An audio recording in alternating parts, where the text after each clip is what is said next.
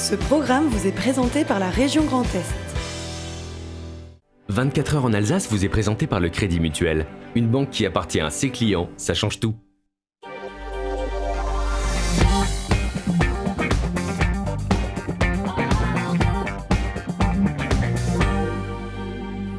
Bonsoir à toutes et à tous, installez-vous confortablement, 24 heures en Alsace, c'est 1 heure de direct et d'actualité régionale. On va parler cinéma ce soir avec Julie Manoukian et Clovis Cornillac à l'affiche très bientôt du film Les Vétos, les aventures de deux vétérinaires dans le Morvan.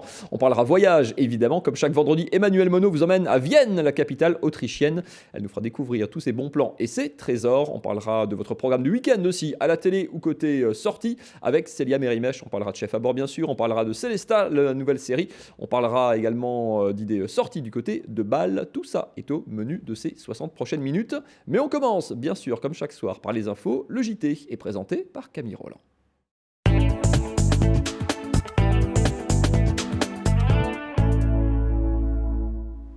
Bonsoir à toutes et à tous, à la une de l'actualité ce soir. C'est le jour J, les marchés de Noël ouvrent leurs portes. Entre festivités et haute sécurité, à Strasbourg, la 450e édition du marché le plus célèbre de France devrait accueillir près de 2 millions de visiteurs. Nous irons aussi à Colmar, qui lance également les réjouissances de Noël en ce moment même.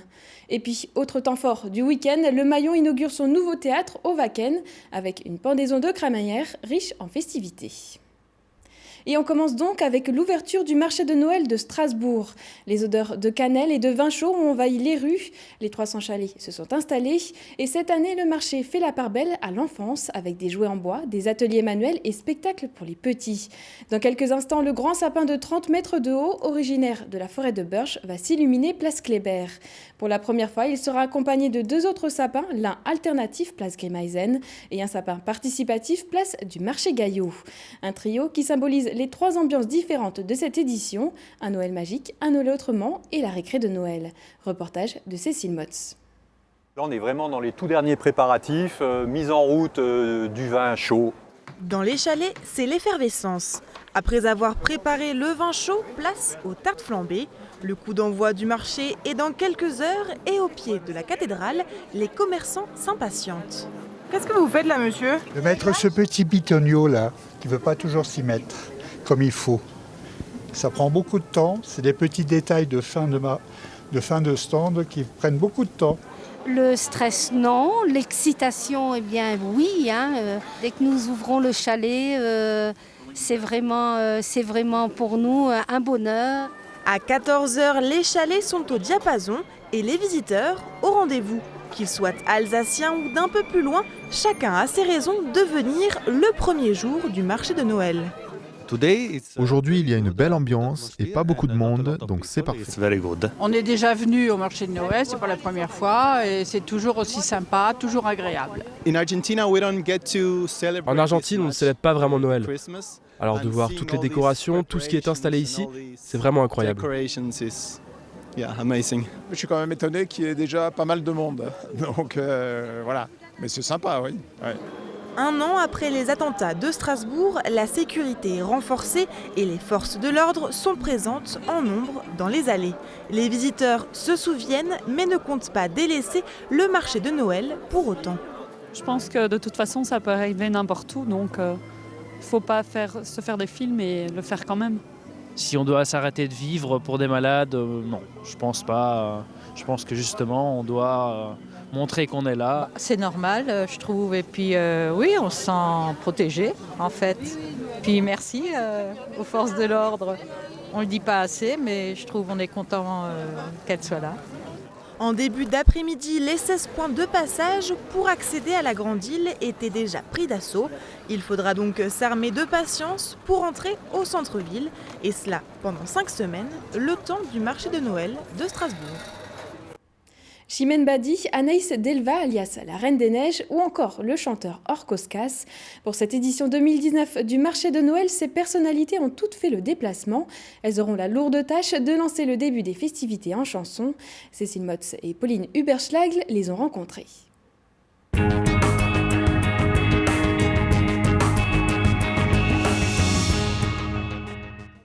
C'est la belle nuit de Noël, la neige étend son manteau blanc et les yeux levés vers le ciel, à genoux les petits enfants, avant de fermer les paupières, font une dernière prière. Petit papa. Moi je suis Lorraine, donc je suis déjà venue pas mal de fois à Strasbourg, mais en fait je suis jamais venue pendant la période de Noël, donc découvrir les illuminations, tout ça je suis très contente, puis surtout y participer, c'est vraiment c'est un bel honneur et je pense que ça va être magique. On sait tous que c'est le plus beau marché de Noël au monde et c'est une grande fierté pour moi d'être là et puis de pouvoir être dans le partage, dans l'amour et c'est aussi pour ça que j'ai accepté. Et voilà, c'est gratifiant et je suis contente d'être accompagnée de deux beaux artistes.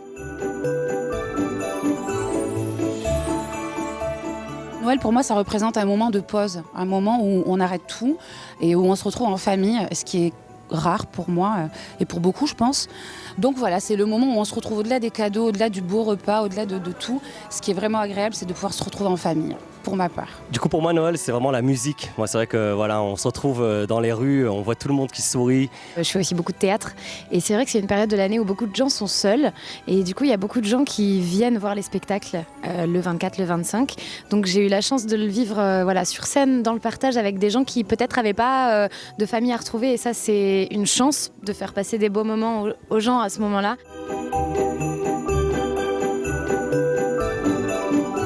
C'est quand même All I Want for Christmas is You.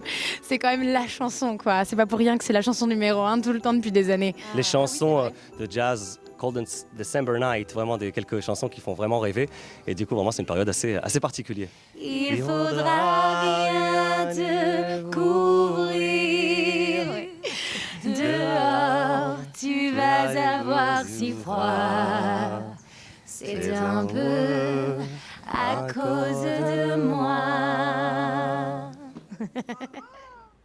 Et désormais, festivité rime avec sécurité.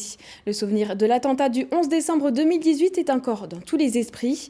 Ce jour-là, Chérif Chekat avait semé la terreur dans les rues du centre-ville, tuant 5 personnes et blessant une dizaine d'autres. Un an après le drame, le dispositif de sécurité du marché de Noël est renforcé. Le ministre de l'Intérieur, Christophe Castaner, est venu en personne le découvrir cet après-midi. On l'écoute. Je veux, par ma présence, marquer notre sérénité. Notre sérénité pour un moment qui doit être un moment de fête, un moment de rassemblement, un moment de fierté. Fierté pour Strasbourg évidemment, mais fierté nationale, fierté internationale. Mais évidemment, je n'oublie pas. Je n'oublie pas l'attentat terroriste qui a frappé le marché de Noël, qui a frappé Strasbourg, qui a frappé la France l'année dernière. Je n'oublie pas le total engagement de nos forces de sécurité intérieure aux côtés des élus qui ont traqué le terroriste et qui ont neutralisé le terroriste. Je n'oublie pas l'enquête qui est en cours et actuellement 5 personnes sont placées en détention sous l'autorité judiciaire dans le cadre de cette enquête. Et parce que nous n'oublions pas cela, avec la mairie, avec la métropole, avec l'ensemble des acteurs, nous avons renforcé le dispositif de sécurité pour que le marché de Noël de Strasbourg se passe bien.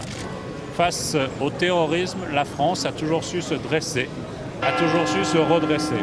Nous l'avons vécu ici à Strasbourg en décembre de l'année dernière. Nous le vivons, hélas, en France, en Europe et dans les pays occidentaux. Et ce qu'ils attaquent, c'est ce que nous sommes, notre raison d'être, notre commun, notre histoire, nos fiertés.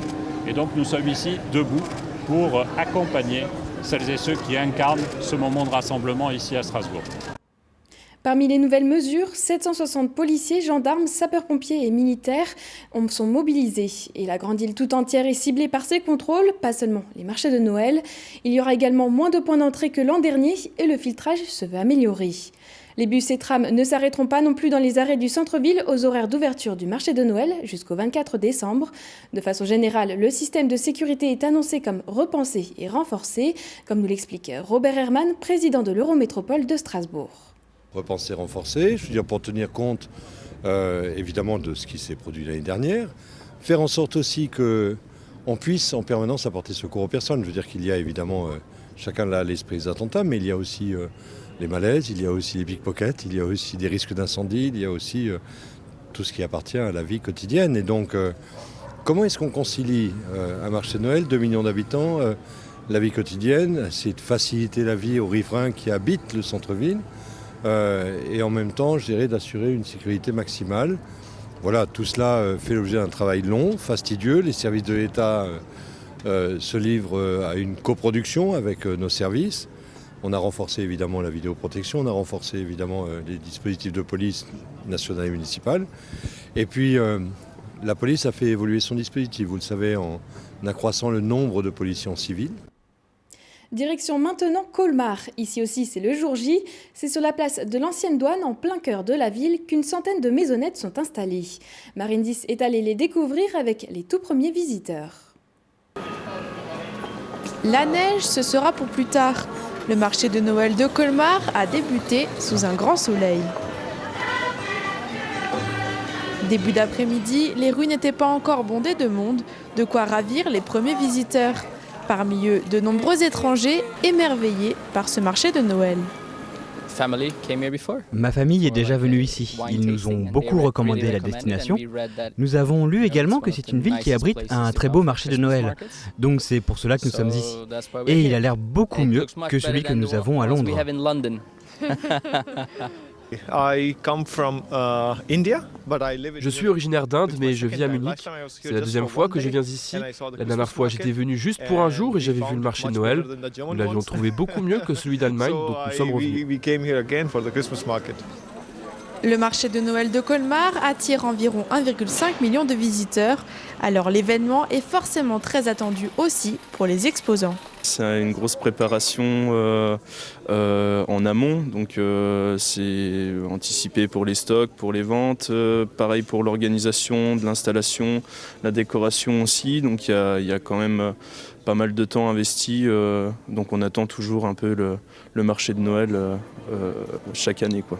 Les derniers 15 jours, c'était à fond. Jusque hier soir à 20h, on préparait, quoi. C'est bon, c'est jour J, on est bien, on est starting block, il y a du soleil, on n'attend plus que les clients, mais c'est vraiment un bonheur d'être là. Enfin, j'étais impatiente de pouvoir le faire. 184 exposants sont répartis sur les 6 marchés de la ville. Le dernier né, c'est celui-ci, place de la Cathédrale. Chefs et maîtres restaurateurs proposent des assiettes à déguster sur place tous les jours de 10h à 22h. Et dans la série des ouvertures, c'est une pendaison de crémaillère très attendue, celle du nouveau théâtre de Maillon à Strasbourg. Installé à quelques centaines de mètres du Parlement européen, il profitera d'un espace de 6900 m², avec une grande salle modulable de 700 places assises et une petite de 250. Ce bâtiment devrait s'adapter aux évolutions de la création artistique des prochaines décennies. Après 2 ans de travaux, il ouvre ses portes ce week-end pour 2 jours festifs. À cette occasion, le public strasbourgeois est invité à s'approprier les lieux et rencontrer les artistes. On écoute Barbara Engelhardt, directrice du Maillon. Comment habiter un théâtre, notre théâtre, donc le théâtre qu'on partage avec les concitoyens ici à Strasbourg, et surtout comment se sentir chez soi, comment ouvrir un théâtre à un public qui doit trouver ses repères, peut-être aussi retrouver des habitudes. Donc c'est vraiment un week-end qui sera consacré à la découverte. On va amener le public à découvrir des espaces un peu partout, pas seulement un spectacle dans la grande salle, c'est le spectacle qui s'appelle Espèces, des espèces dans l'espace de Aurélien Bory, un spectacle circassien. Mais en même temps, il y a des ateliers parents-enfants, il y a dans le studio un artiste suisse qui présente une mise en scène de pensée, de méandres, de réflexion auquel il invite le public à participer. Et plein de petits moments de rencontre à la cantine où il y a des lectures, il y a des discussions et où les artistes peuvent présenter leur travail. Tout de suite, l'image du jour d'Olivier Anne. C'est gagné. Le drapeau alsacien a gagné la Coupe de France 2019 de la Société française de vexillologie. Notre région a écrasé la Normandie en finale 55-45. Après, vous me direz que vu que seuls les votes sur Internet comptaient, ça prouve juste que les Alsaciens savent mieux se mobiliser que les autres. Les 2 départements, qui deviendront dans 13 mois la collectivité européenne d'Alsace, se sont en tout cas félicités de cette victoire. Merci beaucoup Camille pour ce JT, on vous retrouve la semaine prochaine. Évidemment, on va accueillir les invités de la deuxième partie de cette émission. Derrière Célia Mérimèche qui vous parlera de votre programme du week-end, Julie Manoukian et Clovis Cornillac, on va parler cinéma avec le film Les Vétos en avant-première ce soir à Strasbourg et puis très bientôt dans nos salles. Installez-vous tranquillement, on se regarde la météo de Sada et on en parle juste après. Prenez l'air à la maison en regardant la météo avec Blo. Purificateur d'air écologique fabriqué en France.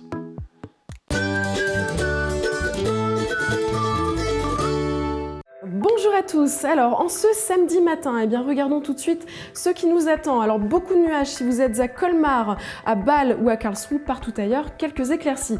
Les températures matinales, il fera moins 1 degré dans le col de Saverne, 1 degré ce sera à Wissembourg ainsi qu'à Strasbourg, 6 degrés la maximale du côté de Colmar, 3 degrés si vous êtes chez nos voisins allemands et 5 à Bâle. Votre après-midi, eh bien, toujours beaucoup de nuages du centre jusqu'au sud de la région du Bade-Wurtemberg en passant par le nord de la Suisse, partout ailleurs, quelques éclaircies. Les températures, regardons, il fera 10 degrés dans le col de Saverne, 11 degrés partout ailleurs en Alsace ainsi qu'à Fribourg et Kiel, et 13 degrés, ce sera la maximale dans le nord de la Suisse ainsi qu'à Karlsruhe. Votre journée de dimanche, eh bien, des éclaircies, des passages nuageux et des valeurs qui seront comprises entre 9 et 11 degrés. En ce samedi, nous célébrons les Cléments, bonne fête. Le soleil se lèvera à 7h48 pour nous dire au revoir à 16h41. Je vous souhaite un excellent moment et à demain.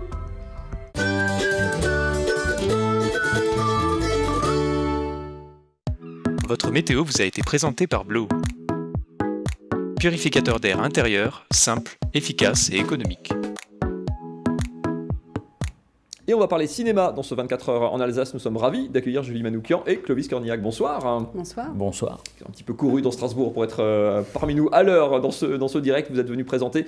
C'est une avant-première à l'UGC Ciné Cité ce soir de Strasbourg, le film Les Vétos. Si vous êtes dans le secteur, si vous courez très vite comme eux, vous pouvez peut-être encore y être. C'est ce soir.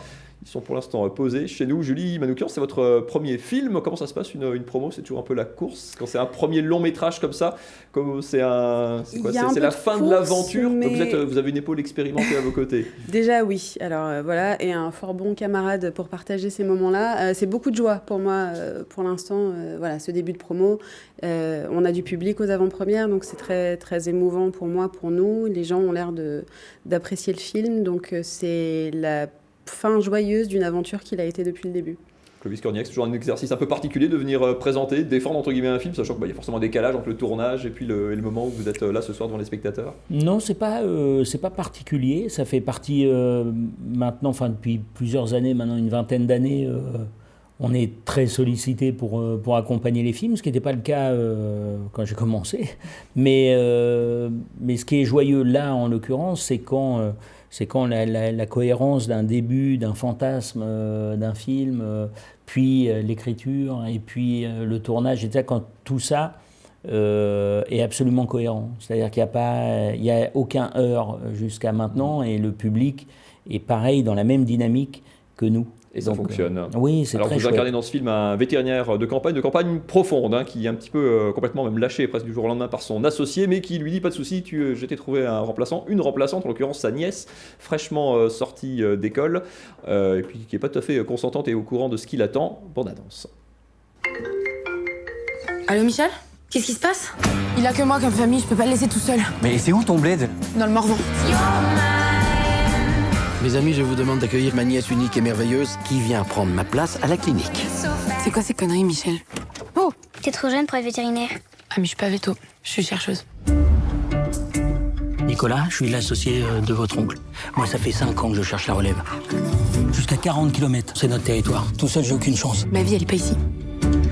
Bon, maintenant, si tu préfères attendre une autre voiture, libre à toi. Mais sache quand même que là, on doit être à peu près au maximum du trafic. Tu vois bien qu'elle a pas les épaules. Sortie majeure de sa promo. Il est dépressif, votre chien. Dépressif? Mais de quel droit? Quelle idée aussi, une femme veto. Tu sais que 80% des étudiants veto, c'est des femmes. Eh ben, on n'est pas sorti de la semoule. Voilà! Vous savez pas ce qu'elle m'a dit? Que si la vieillesse c'était une maladie, moi j'étais bonne pour me faire piquer la prochaine fois que j'avais un lumbago. C'est à qui? Oui, mais non, en fait, ça va, moi j'ai le temps, je suis pas pressé. J'en ai marre de réparer toutes tes conneries. Je vais pas y arriver. Je sais que tu vas y arriver. Messagère est prête? On fait quoi aujourd'hui? On suture, on plâtre, on défibrille? Ce métier, il est ni facile, ni prestigieux, ni bien payé. On soigne leurs compagnons, leurs amis, leurs gagne-pain. Les enfants qu'ils n'ont pas eu, les époux qu'ils ont perdus. Alors on les écoute et on les rassure. Mais je suis pas psy, moi. Si, ça fait partie du boulot. C'est reparti.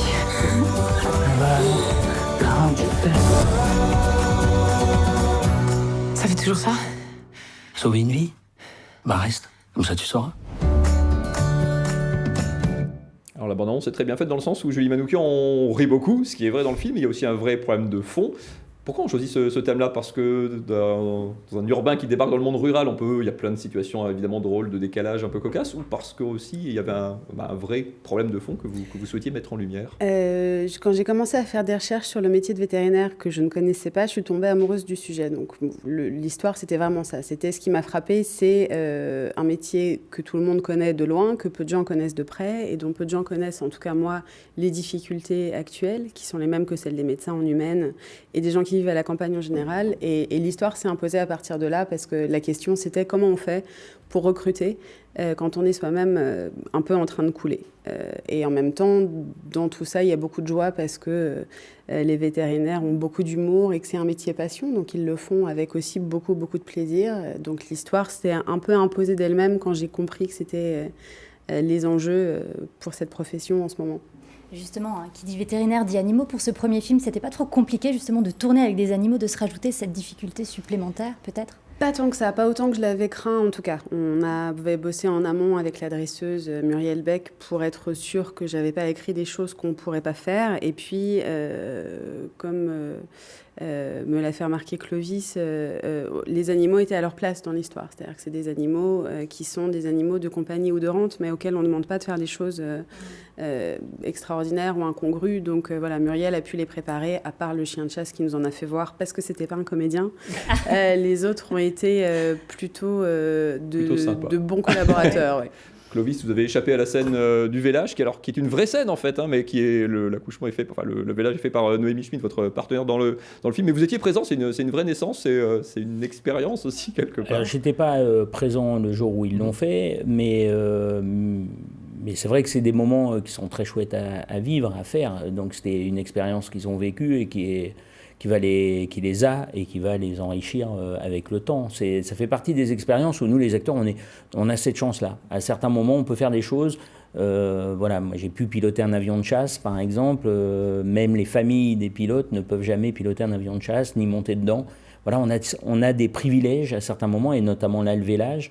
En revanche, j'ai eu le privilège de diagnostiquer avec le vétérinaire, le vrai, celui avec qui j'ai travaillé moi en amont pour préparer le film, le fait qu'elles étaient enceintes. De quoi on s'inspire avec un vétérinaire comme ça? À quoi on est attentif? Qu'est-ce qu'on regarde? Qu'est-ce qu'on se note? Beaucoup de choses, ce serait trop long de vous expliquer, mais c'est comme... en fait, c'est un travail d'observation et aussi de partage, d'essayer de savoir qu'est-ce qu'il est en train de ressentir. Et surtout, qu'est-ce que je suis moi en train de voir qui fait que je me dis c'est un vétérinaire. Parce que le public va avoir exactement cette même démarche. C'est-à-dire qu'en gros, qu'est-ce qui fait que moi je n'ai aucun doute sur le fait de regarder cet homme ou cette femme en train de travailler et de me dire tiens, c'est un vétérinaire. À partir de ce moment-là, tu vas aller choper des choses. Moi je trouve que souvent les métiers, c'est une manière de regarder, c'est une manière de se déplacer, de toucher et de se déplacer dans l'environnement et d'avoir des regards. C'est-à-dire qu'il y a des regards professionnels qui sont... c'est comme si ça fait longtemps, en fait. Il y a plein de choses que tu sais. Donc, tu n'es plus en train de dire... c'est comme un chef, quand il découpe un champignon, il ne se dit pas « je découpe un champignon ». Vous allez faire attention, vous allez tout ça, il ne va pas faire gaffe. Il est déjà ailleurs, le champignon est déjà cuit, il est déjà... on est déjà plus loin. On est plus loin. Tout est comme ça. C'est-à-dire que c'est d'essayer de choper tout ce qui nous paraît compliqué, et qu'il l'est, parce qu'il faut des années et des années pour l'acquérir, c'est banal. Ça doit filer. On est déjà ailleurs. Mais en même temps, il faut donner l'illusion que dans les gestes qui sont de l'ordre du réflexe, de ne pas les jouer. Parce que si tu les joues, c'est exactement ce que fait, à mon avis, un élève vétérinaire. C'est attention, je vais faire une piqûre, attention, je vais m'appliquer pour faire... Il y a quelque chose... Voilà. Donc, il faut choper Ouais, vous avez ce rôle de veto, mais vous avez aussi ce rôle de père dans le film. Et d'ailleurs, vos enfants dans le film vous mettent un peu la vie dure. Ça a dû être une franche partie de rigolade parce qu'ils étaient complètement fous, ces enfants. C'est rarement la franche partie de rigolade. Non, ils étaient adorables. C'est vraiment des enfants adorables. Après, c'est des enfants. Donc, ce qui compte quand on fait un film, c'est pas tellement de se dire ça doit être bien pour nous. C'est que dans le film, ce soit bien. Donc c'est plutôt un peu galère pour les enfants parce qu'au début ils sont contents, je sais pas, de faire des bêtises avec des pâtes ou avec de la purée, mais c'est sur une journée et c'est sur plein de plans différents. Donc nous, le travail surtout de la réalisatrice, du réalisateur, c'est évidemment d'obtenir ce qu'on veut obtenir, et puis les acteurs, quand on est en train de jouer avec, c'est d'essayer de les maintenir en même temps dans un aspect ludique au plateau, c'est-à-dire qu'ils ne soient pas saoulés, parce que quand tu les perds, tu les perds. Là, c'est votre expérience qui est précieuse aussi. Juste parce que le temps tourne très rapidement, votre personnage dit à un moment, on le voit dans la bande-annonce, je crois d'ailleurs, le vétérinaire, il explique qu'on soigne leurs amis, leur gagne-pain. C'est vrai que vu de la ville, c'est un paramètre, Julie Manoukian, qu'on oublie beaucoup. Le vétérinaire, c'est indispensable à l'élevage, notamment à une certaine activité, à une survie dans le monde rural. Bien sûr, puisqu'en ville, on n'a pas la problématique des animaux de rente. Et on peut aussi croire, quand on ne connaît pas ni les vétos, ni les éleveurs, que ce terme animaux de rente, il peut paraître froid. Évidemment, c'est des rapports beaucoup plus complexes que ça. Donc, le véto à la campagne, il sert de lien social, il remplit la même fonction que les vétos en canine en ville. Et en plus de ça, c'est le soutien entier, le pilier d'une économie.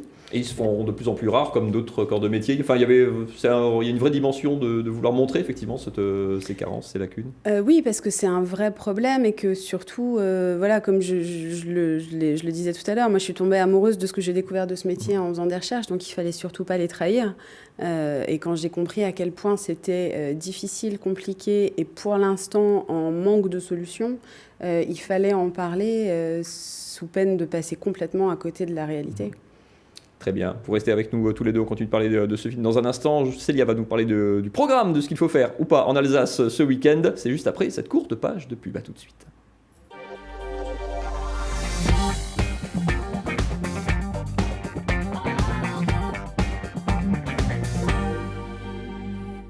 Et votre programme du week-end, côté canapé ou côté sortie, c'est chaque vendredi avec Célia Mérimèche.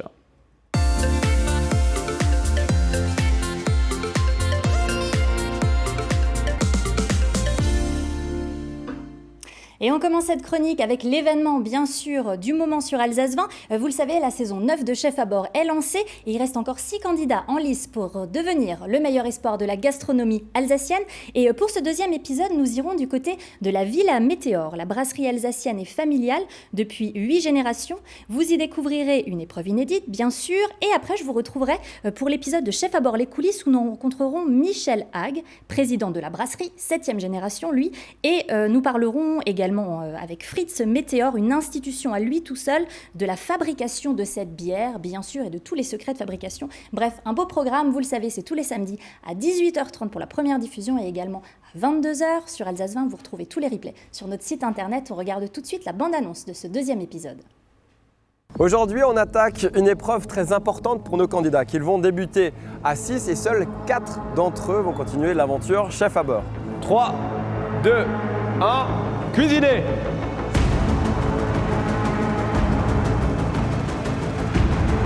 Oh putain, les mecs. Je sais pas trop comment travailler en fait. Du coup, je pense que je vais pas travailler. 2, 1, c'est terminé, on lève les mains! Bravo, félicitations les gars! Et de l'inédit, toujours Célia avec la diffusion d'un pilote ce week-end. Oui, alors nous on adore les séries et on sait aussi que vous à la maison vous adorez ça, on vous diffuse souvent des séries sur Alsace 20 et là on vous propose le pilote d'une toute nouvelle série. Alors on le rappelle, le pilote c'est la première série, celle qui va servir à introduire le lieu, les personnages et elle a été tournée celle-ci en plein cœur de l'Alsace. Elle s'intitule Célestat, elle a été tournée à l'été 2018, essentiellement à Célestat, à Scherwiller et à Benfeld et l'épisode plante le décor et s'inspire de pas mal de de faits réels. Un jeune père de famille fait de son mieux pour tenir son rôle entre sa menuiserie et son beau-père qui le rabaisse, et un jour, sur un coup de tête, eh bien, il braque une boutique. Pour imaginer cette histoire, les frères Metzinger, réalisateurs de ce film, sont partis d'un fait divers réel qui s'est produit il y a plusieurs années dans la région de Sélestat, et ils expliquent même que d'autres personnages sont issus de faits réels et ont grandi avec eux. Alsace 20 a donc l'honneur de vous proposer cet épisode inédit, ce sera samedi à 23h et dimanche à 19h, et pour la suite de la série, il faudra attendre un petit peu, Mathieu, mais en attendant, on regarde la bande-annonce.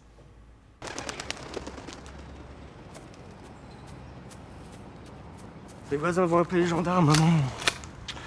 Ces salopards ont fait des petits. Je viens d'en louper un gros comme un chien. Je vais t'acheter des pièges. Le fusil, papa, il s'en servait pour les sangliers. C'est un peu gros pour un ragondin, non? Ça va la Syrie? Non, je crois que je vais foutre le feu pour toucher l'assurance. Je plaisante. Hein? Je rigole.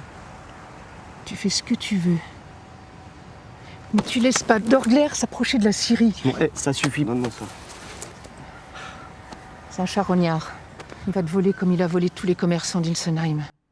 Également au programme, Célia, le retour du mag culturel, La Bougeotte.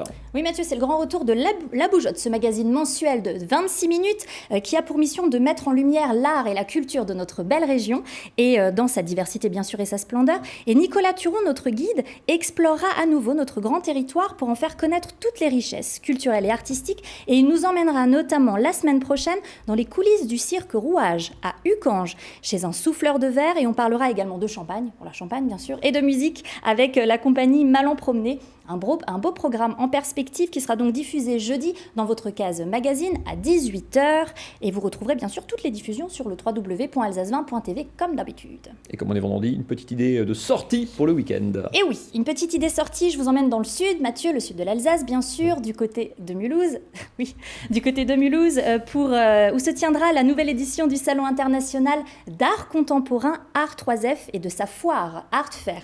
C'est un salon 2 en 1, on partira à la rencontre d'artistes d'un côté et aussi de galeristes de l'autre. C'est un très grand salon où peinture, sculpture se mêlent. Vous pourrez découvrir les œuvres de 200 artistes indépendants et de plus de 50 galeries de renommée nationale, voire même internationale. Et vous pourrez y acheter également des œuvres à prix abordable. C'est le but. Merci beaucoup Célia pour tout ce programme. Il nous reste une petite minute avant de se quitter. Le temps de remercier Julie Manoukian et Clovis Cornillac d'être venus sur ce plateau ce soir. On rappelle que la sortie du film Les Vétos, c'est le 1er janvier, pendant les vacances. C'est une bonne date. On verra, on croise les doigts. On espère. En tous les cas, ce qui est sûr, c'est qu'on présente le film depuis un bon petit moment maintenant, et que le public ne semble pas du tout déçu et plutôt très chaleureux. Donc, j'ai même vu que sur un site de vétérinaires qui trouvait ça très réaliste et qui vous félicitait pour ce film. Quoi. Même les pros ont été séduits. Vous revenez la semaine prochaine, Clovis Cornillac? Bien sûr, pour les programmes, comme d'habitude. Ah non, je croyais parce que le Racing reçoit l'Olympique Lyonnais, dont vous êtes fan, et le Stade de la Méno est à mais là, je pourrais pas y être malheureusement, malheureusement, parce que j'aurais adoré, et en plus vous avez un public ici qui est incroyable. Donc, allez, on parlera football. Ça fait partie des grands clubs. Dans votre prochain passage. Absolument. Merci beaucoup à tous les deux. On vous laisse filer à votre avant-première. On se retrouve Célia vendredi prochain. Nous, juste après, Emmanuel Monod qui nous emmène à Vienne. Autre idée de sortie, un peu plus à l'est. Cette fois-ci, c'est apprendre direction l'avion. Allez.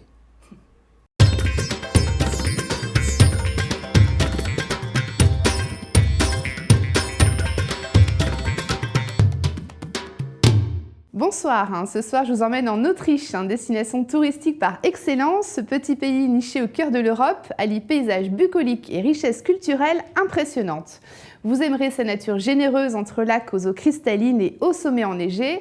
Vous verrez, c'est le terrain idéal pour les loisirs sportifs, été comme hiver. Patrie de grands artistes, l'Autriche possède un immense patrimoine architectural que l'on découvre dans les splendides villes d'art et d'histoire que sont Vienne, Salzbourg, Graz ou encore Innsbruck. Vous serez impressionné d'ailleurs par ces salles de concert grandioses qui, ne l'oublions pas, ont retenti du génie de Mozart, Strauss père et fils, Schubert ou Beethoven pour ne citer que ceux-là. Véritable berceau de la musique classique. C'est aussi à travers sa gastronomie, sa quiétude, son hospitalité que les voyageurs découvriront cette douceur de vivre que cultive si bien l'Autriche. Allez, on commence par Vienne et je vous assure que dès le premier pied posé, on en prend plein les yeux. Flâner dans la ville sera le meilleur moyen de la découvrir et notamment ses bâtiments d'architecture baroque. Vous croiserez aussi un nombre incalculable de calèches avant de vous arrêter devant la magnifique bibliothèque nationale autrichienne.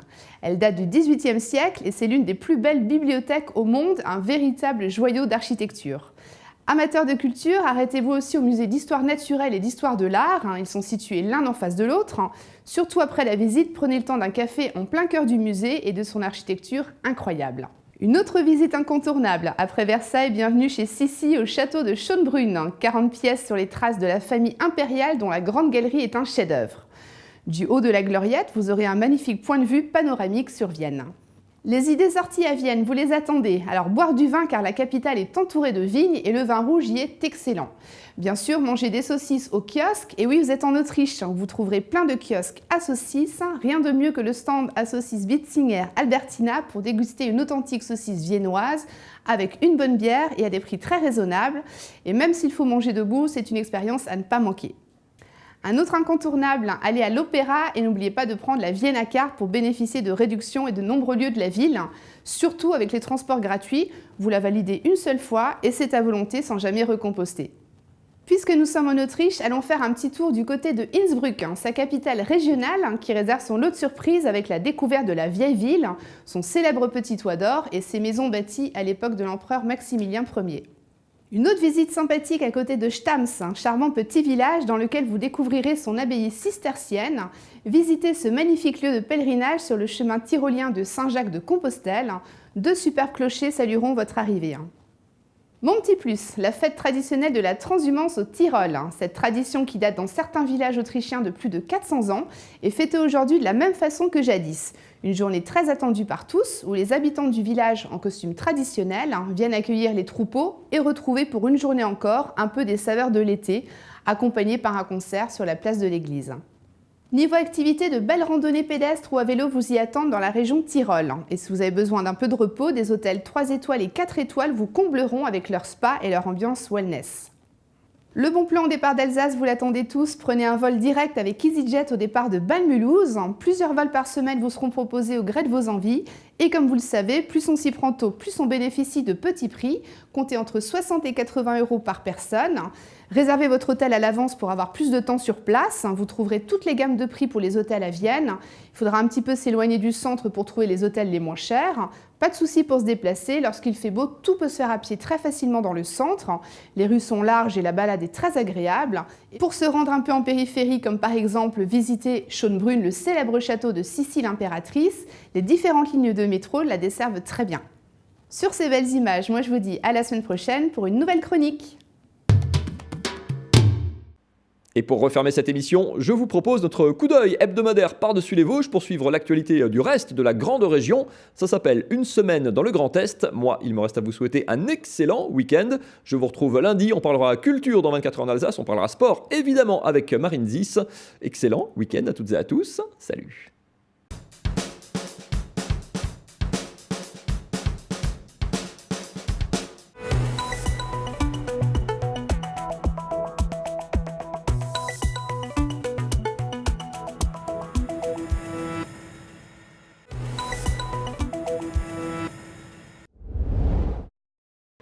C'est un escape game pédagogique créé par l'APF, l'Association des paralysés de France. Ce mercredi, des employeurs ont testé à Épinal l'Handicmatic à l'occasion de cette 23e édition de la Semaine pour l'emploi des personnes handicapées.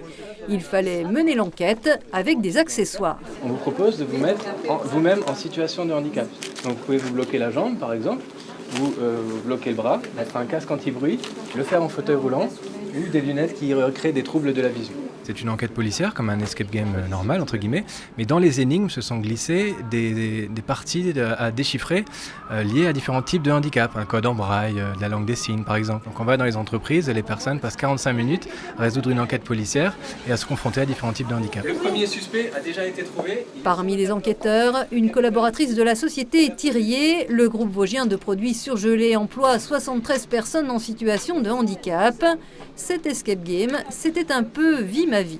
J'avais un handicap à la jambe, le genou qui ne pouvait pas se plier. Ce qui était gênant, c'était quand tous les indices qui étaient au sol en fait. Donc du coup, ça obligeait à faire des contorsions pour pouvoir tendre la jambe, puisqu'on ne pouvait pas se mettre à genoux pour pouvoir aller chercher les objets.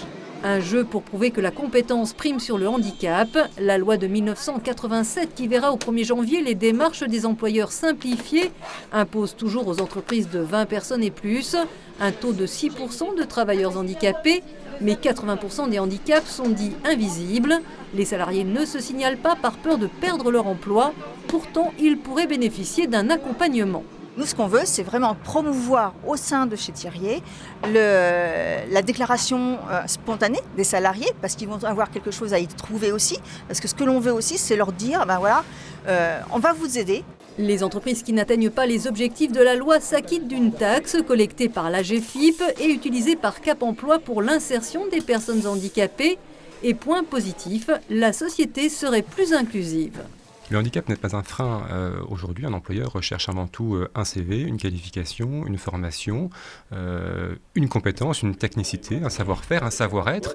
À l'heure actuelle, on est plutôt dans la démarche de quelles actions on pourrait mettre en place, on a envie d'accueillir, on veut recruter. On est plutôt dans cette démarche-là, effectivement. On a très peu d'employeurs qui vont nous dire « je veux payer pour payer ». Dans les Vosges, Cap Emploi accompagne 360 employeurs et près de 2000 personnes handicapées sur les 3500 à la recherche d'un travail.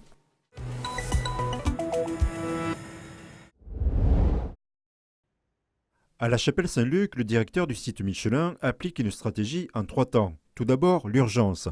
Depuis le début d'année, la production a baissé de 20% en raison de la conjoncture. 3 raisons à ça en Europe, qui représentent 70% de notre production. Le premier, c'est la Turquie, qui, à part la crise économique, achète moins de pneus agricoles. La deuxième partie, c'est plutôt l'Europe du Nord qui a subi une sécheresse en début d'année. Et enfin, vous avez le Brexit avec l'Angleterre, qui affecte la vente des machinismes agricoles en Europe du Nord.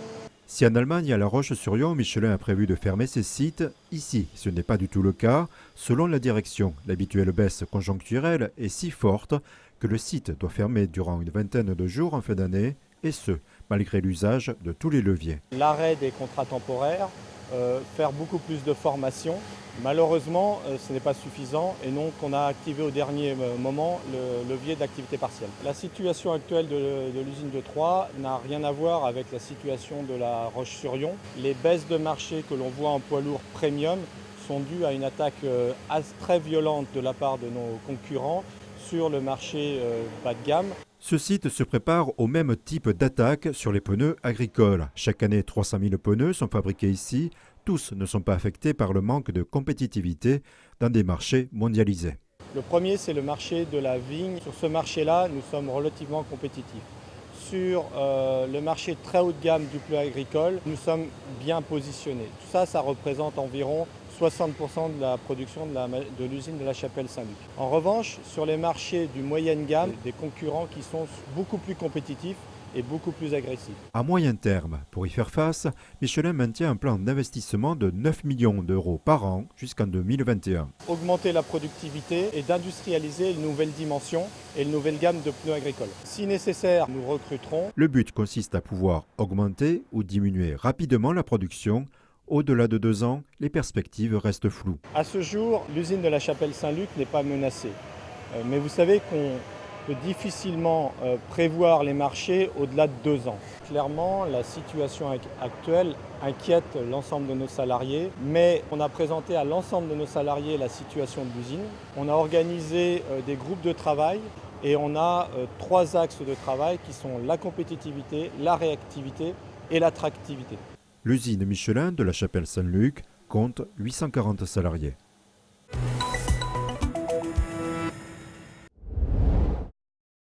Avec cette nouvelle ligne d'assemblage, Trémery devient le seul site de PSA à produire des moteurs 100% électriques. Le symbole de la transformation du groupe qui prend le virage incontournable de la transition énergétique imposée par l'Union européenne. Et pour une usine qui était l'un des plus gros producteurs de moteurs diesel en France, c'est un sacré virage, mais qui reste mesuré. La chaîne est totalement flexible, car les ventes de voitures électriques et hybrides en 2018, c'était à peine 3,8% du marché mondial. On se doute bien que le marché va s'électrifier, mais à quelle vitesse va-t-il le faire ? À quelle vitesse le diesel va-t-il décroître ? À quelle vitesse l'essence va-t-elle décroître ? Ça, c'est l'interrogation. Et la chance que nous avons ici, c'est de pouvoir produire les 3. Et donc nous avons maintenant un outil industriel qui est le plus diversifié dans l'ensemble du dispositif du groupe PSA avec l'ensemble des sources d'énergie possibles. La chaîne de montage du moteur électrique est encore de petite capacité, 150 000 unités produites par an. À côté, sa grande sœur, qui produit le moteur thermique, c'est un potentiel de 600 000 unités. Mais pour PSA Trémery, il s'agit d'une première phase. De 120 000 moteurs par an, le site devrait produire à l'horizon 2025 900 000 moteurs électriques. Pour l'instant, sur 2500 salariés, 100 se consacrent à la nouvelle ligne d'assemblage. C'est un début qui annonce une transformation plus profonde avec une bascule de nos salariés progressivement vers d'autres postes. Et ça, c'est un des enjeux importants pour nous sur le site de Trémery. Un tournant pour le groupe, mais aussi pour le territoire. Cet après-midi, la chaîne de montage a été inaugurée en présence de nombreux élus de la région Grand Est.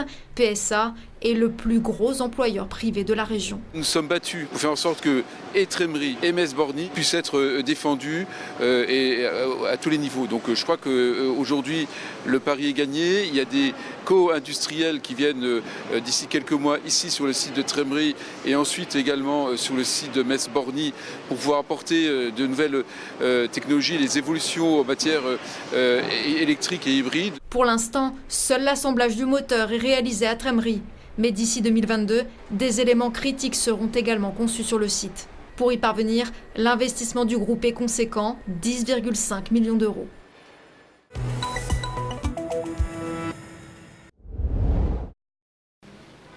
Les pistes du Markstein ouvrent à 9h ce matin, mais certains ont de l'avance. Comme Elsa, arrivée parmi les premiers. J'ai hâte de skier, de retrouver la neige, et puis parce que j'aime bien m'amuser. Enfin, je m'amuse et puis je fais ça pour le plaisir. À peine équipée, et la voilà déjà en train de dévaler la piste, presque seule au monde. Ça se passe bien, on reprend vite le rythme. Mais rapidement, d'autres adeptes la rejoignent. Une première descente sympathique. Pour une remise en jambe, ça suffit largement. Bon, très bien, faut s'y remettre. C'est une première cette saison ? Ouais, première. Elle était attendue avec impatience ? Oui, on l'attendait. Si pour certains, la reprise se fait tout chousse, pour d'autres, elle est un peu plus hésitante, voire même compliquée sur les remontées. Peu importe, il est question de profiter puisque ce n'est pas tous les ans que l'on peut skier dans les Vosges en novembre. Alors sur les 5 dernières années, c'est déjà arrivé 2 fois. Donc globalement, c'est pas totalement exceptionnel. C'est vrai que c'est tôt, mais on n'est pas dans le domaine de l'exception. Quelle que soit la période à laquelle on ouvre, il y a toujours de la course pendant les 2 jours précédant l'ouverture. Après, nos équipes ont été réactives, on était plus ou moins prêts déjà sur le domaine débutant. Il a simplement fallu qu'on vérifie encore les équipements et puis feu pour aujourd'hui. Les températures devraient remonter dans les prochains jours. Alors, pour la prochaine session de glisse dans les Vosges, il faudra sûrement attendre les vacances de Noël.